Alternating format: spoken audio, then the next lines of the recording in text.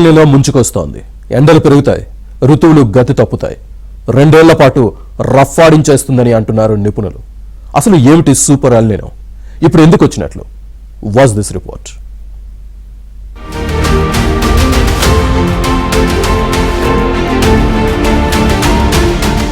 సాధారణంగా ఏప్రిల్ నుంచి ఉష్ణోగ్రతలు పెరుగుతాయి. కానీ ఈ ఏడాది టెంపరేచర్ చూసి జనం భయపడుతున్నారు. ఏపీ, తెలంగాణలో టెంపరేచర్ 45 డిగ్రీలు దాటేసింది. ఈ స్థాయి ఎండలు రోహిణి కార్తె సమయంలో ఉండవచ్చు. నెల ముందే ఇప్పుడు అంత టెంపరేచర్ వచ్చేసింది. ప్రపంచ వాతావరణాన్ని అతలాకుతలం చేయబోతున్న సూపర్ ఎల్నినో రాకకు ఇది సంకేతం.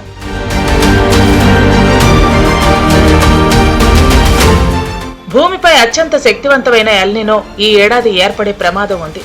పసిఫిక్, హిందూ మహాసముద్రం, బంగాళాఖాతం మీదుగా వేడిగాలులు ప్రయాణం చేసి రావటం వల్ల చాలా తేమను తీసుకొచ్చి ఒక 4 నెలల పాటు భారత భూభాగంలో వర్షాలు పడుతూ ఉంటాయి.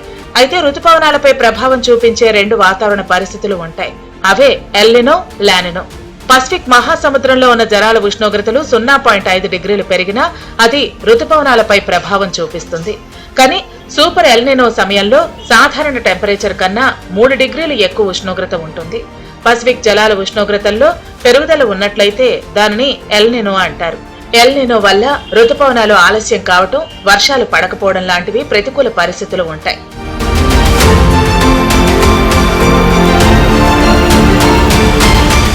జూన్, జూలై, ఆగస్ట్, సెప్టెంబర్ ఈ 4 నెలల్లో వర్షాలు పడే నైరుతి రుతుపవనాల సమయం.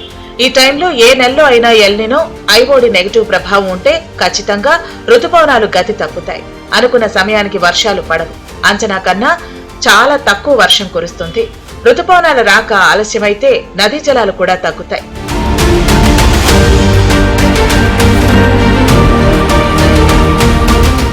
ఎల్నినో వల్ల ఆహార ధరలు పెరిగే ప్రమాదం ఉందని రిజర్వ్ బ్యాంక్ ఆఫ్ ఇండియా తెలిపింది.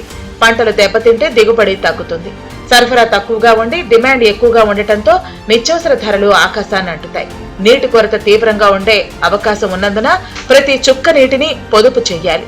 తక్కువ నీటితో పండే పంటలను ఎంచుకోవాలని నిపుణులు సూచిస్తున్నారు.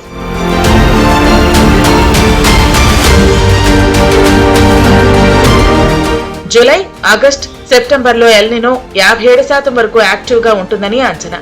ఇది జరిగితే భయంకరమైన కరువు పరిస్థితులు దేశంలో ఏర్పడనున్నాయి. ఎల్నినో పరిస్థితులు సాధారణంగా ప్రతి 3 నుంచి 6 సంవత్సరాలకు సంభవిస్తాయి.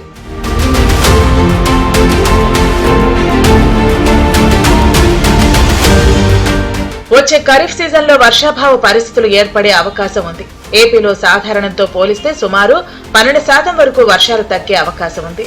సాధారణ స్థాయితో పోలిస్తే జూన్లో 8.4%, జులైలో 25.4%, ఆగస్టులో 14.5%, సెప్టెంబర్లో 0.4% వరకు వర్షపాతం తగ్గే అవకాశం ఉంది. నగరాల్లోనూ తీవ్ర నీటి కొరత తీవ్రం కానుంది. హిమాలయాలను ఆనుకుని ఉన్న రాష్ట్రాల్లో పరిస్థితి మరింత దారుణంగా మారనుంది. 1997-98 నాటి ఎల్నినో దేశ జీడీపీ వృద్ధి రేటును 1.5% తగ్గించింది. ఈ ఏడాది ఏం జరుగుతుందో చూడాలి.